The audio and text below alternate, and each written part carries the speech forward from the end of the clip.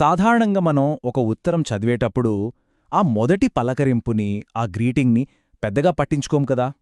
కానీ ఓ 2000 సంవత్సరాల క్రితం రాసిన ఒక ఉత్తరంలోని మొదటి 2 వాక్యాల్లోనే ఒక యువ నాయకుడికి ధైర్యమివ్వడానికి, ఒక సంఘాన్ని సరిదిద్దడానికి, ఇంకా చెప్పాలంటే ఒక పెద్ద వేదాంతపరమైన యుద్ధంలో గెలవడానికి కావలసిన వ్యూహం మొత్తం దాగి ఉందంటే నమ్ముతారా? అవును, ఇప్పుడు మనం దాని గురించే లోతుగా చూడబోతున్నాం. ఇవి తిమోతికి రాసిన మొదటి పత్రికలోని ప్రారంభ వాక్యాలు. మనం ఈరోజు విశ్లేషించబోయేది వీటినే. చూడ్డానికి సింపుల్గా ఉన్న ఈ కొన్ని మాటల్లో పౌలు ఎంత లోతైన అర్థాన్ని, ఎంత పవర్ని ప్యాక్ చేశాడో ఇప్పుడు మనం చూద్దాం. ఫస్ట్ టైం చదివినప్పుడు ఇదేముంది, ఓ సాధారణమైన లెటర్ ఓపెనింగ్ లాగానే ఉంది కదా అనిపిస్తుంది. ఒక వ్యక్తి తనను తాను పరిచయం చేసుకుంటున్నాడు, ఎవరికి రాస్తున్నాడో చెబుతున్నాడు, శుభాకాంక్షలు తెలుపుతున్నాడు. ఇందులో అంత స్పెషల్ ఏముంది అని మనకనిపించవచ్చు. కాని అసలు విషయమేంటంటే, ఈ పలకరింపులో ఉన్న ప్రతి పదం, ప్రతి బిరుదు ఒక నిర్దిష్టమైన ప్రయోజనంతో చాలా వ్యూహాత్మకంగా ఎంచుకోబడింది. ఇది కేవలం ఒక హలో చెప్పడం లాంటిది కాదు. ఇదొక అధికార ప్రకటన, ఒక బలమైన ప్రోత్సాహం, ఇంకా ఒక స్పష్టమైన ఆదేశం కూడా. అయితే ఈ ప్రారంభ వాక్యాల్లో ఉన్న శక్తిని మనం పూర్తిగా అర్థం చేసుకోవాలంటే ముందు మనం అప్పటి ఎఫెసు నగరంలో పరిస్థితి ఏంటో తెలుసుకోవాలి. ఎందుకంటే అక్కడ ఒక పెద్ద సంక్షోభమే నడుస్తోంది. చూడండి, పౌలు ఎఫేసు సంఘ బాధ్యతను తిమోతికి అప్పగించి వెళ్ళాడు. కాని తిమోతి యవ్వనస్థుడు, బహుశా స్వభావరీత్యా కూడా కొంచెం సున్నితమైన వ్యక్తి. అక్కడతను ఎదుర్కోవాల్సిందెవర్నో తెలుసా? వయస్సులో, పలుకుబడిలో పెద్దవాళ్లైన అబద్ధబోధకులను. వాళ్ళు ఏమో కల్పనాకథలతో, తప్పుడు సిద్ధాంతాలతో సంఘంలో భయంకరమైన గందరగోళం సృష్టిస్తున్నారు. అంతటితో ఆగకుండా తిమోతి అధికారాన్నే ప్రశ్నిస్తున్నారు. సో ఇలాంటి క్లిష్టమైన పరిస్థితిలో తిమోతికి తన వెనుక తిరుగులేని ఒక సపోర్ట్ చాలా అవసరం. సరిగ్గా ఇక్కడే పౌలు తన సొల్యూషన్ని స్టార్ట్ చేస్తున్నాడు. ఎక్కడో మధ్యలో కాదు, లెటర్ స్టార్టింగ్లోనే. ఆయన మొదటగా చేస్తున్న పని ఏంటంటే, తిమోతికి తిరుగులేని, ప్రశ్నించలేని ఒక అధికారాన్ని స్థాపించడం.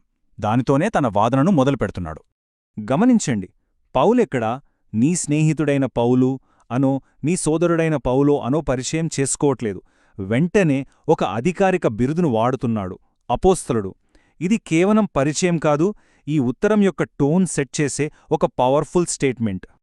అపుస్తలుడంటే ఏదో సాధారణమైన పదం కాదండే. దాని అసలర్థం పంపబడినవాడు అని. అంటే ఒక రాజు తన రాయబారిని పంపితే ఆ రాయబారి రాజు యొక్క పూర్తి అధికారంతో మాట్లాడతాడు.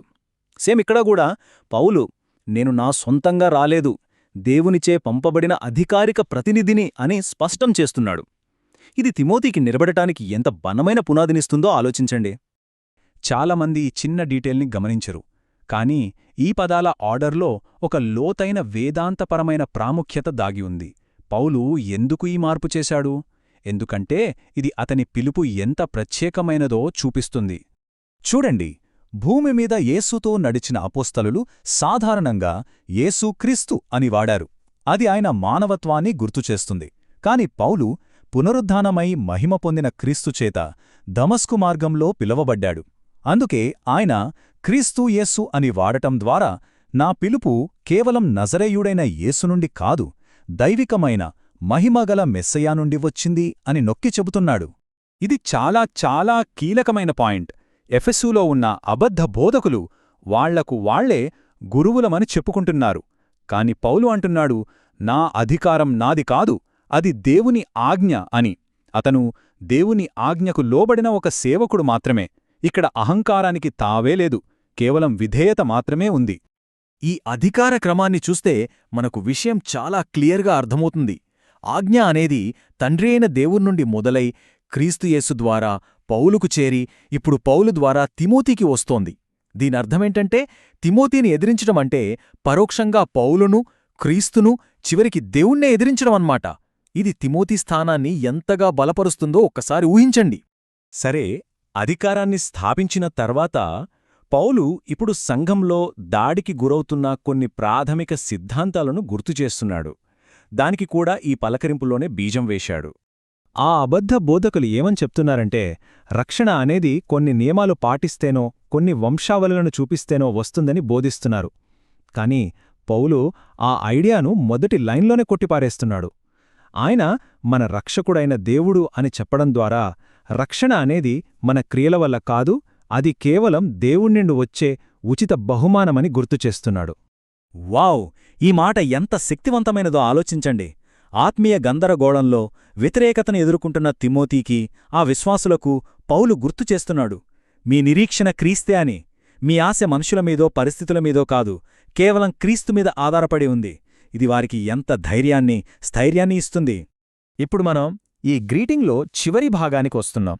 ఇక్కడ పౌలు తన అపొస్తలుడి అధికారానికి ఒక తండ్రిలాంటి లోతైన వ్యక్తిగత ఆమోదాన్ని చాలా అద్భుతంగా జోడిస్తాడు. నా నిజమైన కుమారుడు. ఈ మాటల్లో ఎంత ఆప్యాయత, ఎంత ధృవీకరణముందో చూడండి. కేవలం కుమారుడు అని అనలేదు, నిజమైన కుమారుడు అన్నాడు. అంటే తిమోతి ఆత్మీయంగా తనకు నిజమైన వారసుడని, అతని విశ్వాసం పరీక్షించబడి స్వచ్ఛమైనదిగా నిరూపించబడిందని సర్టిఫై చేస్తున్నాడు. ఈ ఒక్క పదం వెనుక ఉన్న అర్థం చాలా లోతైనది. ఇది కేవలం ఆప్యాయతతో కూడిన పిలుపు కాదు. తిమోతి సిద్ధాంతపరంగా తన వారసుడని, అతని శీలం నిరూపించబడిందని, పౌలు యొక్క ప్రతినిధిగా ఉండటానికి అతను పూర్తిగా అర్హుడని ఇస్తున్న ఒక పబ్లిక్ ఎండోర్స్మెంట్. ఇది సంఘం ముందు తిమోతికి గొప్ప గౌరవాన్ని, అధికారాన్ని ఇస్తుంది. ఇక్కడ మరో ముఖ్యమైన విషయం, వాళ్ల బంధానికి ఆధారం విశ్వాసం. అంటే వాళ్ళిద్దరినీ కలిపింది పౌలు గొప్పతనం కాదు, వాళ్ళిద్దరూ క్రీస్తుయేసు మీద ఉంచిన ఉమ్మడి విశ్వాసం. ఇది మొత్తం ఫోకస్ని పౌలు మీద నుండి దేవుని వైపు, సువార్త వైపు మళ్లిస్తుంది. ఇక చివరగా పౌలు తిమోతిని 3 గొప్ప బహుమతులతో దీవిస్తున్నాడు. కృప అంటే మనకు అర్హత లేకపోయినా దేవుడిచ్చే దయ. కనికరం అంటే మన బలహీనతలో ఆయన చూపించే కరుణ. ఇంక సమాధానం అంటే బయట పరిస్థితులు ఎలా ఉన్నా మనసులో ఉండే శాంతి. తిమోతి తన కష్టమైన మిషన్లో నిలబడటానికి ఇవే అతనికి కావలసిన స్పిరిచువల్ రీసోర్సెస్. సరే, ఇప్పటిదాకా ఈ 2 వాక్యాలను మనం ఇంత లోతుగా విశ్లేషించాం కదా. మరి దీనుండి మన జీవితాలకు, మన నాయకత్వానికి, మన విశ్వాసానికి మనం నేర్చుకోవలసిన ముఖ్యమైన పాఠాలేమున్నాయి? చూడండి, దీని నుండి మనం ఎన్నో విషయాలు నేర్చుకోవచ్చు. మాటల్లో ఉన్న శక్తిని ఎప్పుడూ తక్కువ అంచనా వేయకూడదు. నిజమైన నాయకత్వమంటే అధికారం చెలాయించడమే కాదు, ఇతరులను ప్రోత్సహించి బలపరచడం కూడా.